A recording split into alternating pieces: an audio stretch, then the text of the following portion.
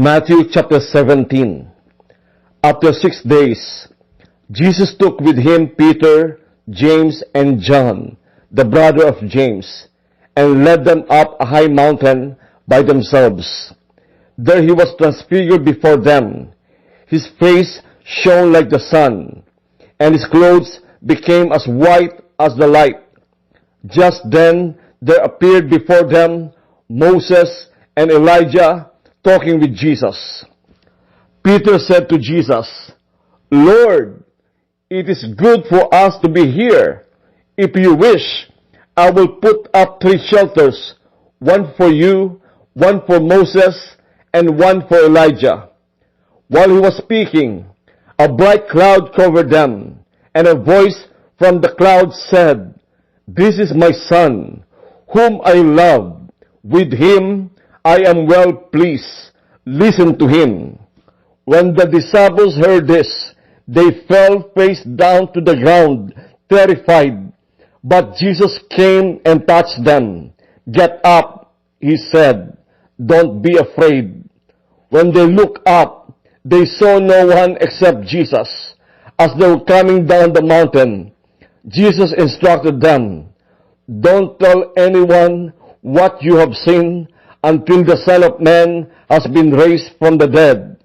The disciples asked him, "Why then do the teachers of the law say that Elijah must come first?" Jesus replied, "To be sure, Elijah comes and will restore all things.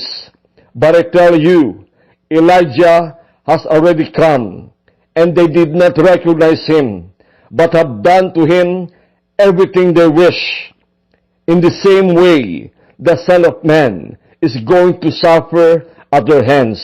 Then the disciples understood that he was talking to them about John the Baptist. When they came to the crowd, a man approached Jesus and knelt before him. "Lord, have mercy on my son," he said. "He has seizures and is suffering greatly. He often falls into the fire or into the water. I brought him to your disciples, but they could not heal him." "You unbelieving and perverse generation," Jesus replied, "how long shall I stay with you? How long shall I put up with you? Bring the boy here to me." Jesus rebuked the demon, and it came out of the boy, and he was healed at that moment. Then the disciples came to Jesus in private and asked, "Why couldn't we drive it out?" He replied, "Because you have so little faith. Truly I tell you, if you have faith as small as a mustard seed, you can say to this mountain, 'Move from here to there,' and it will move. Nothing will be impossible for you." When they came together in Galilee, he said to them, "The Son of Man is going to be delivered into the hands of men. They will kill him, and on the 3rd day he will be raised to life." And the disciples were filled with grief. After Jesus and his disciples arrived in Capernaum, the collectors of the 2 drachma temple tax came to Peter and asked, "Doesn't your teacher pay the temple tax?"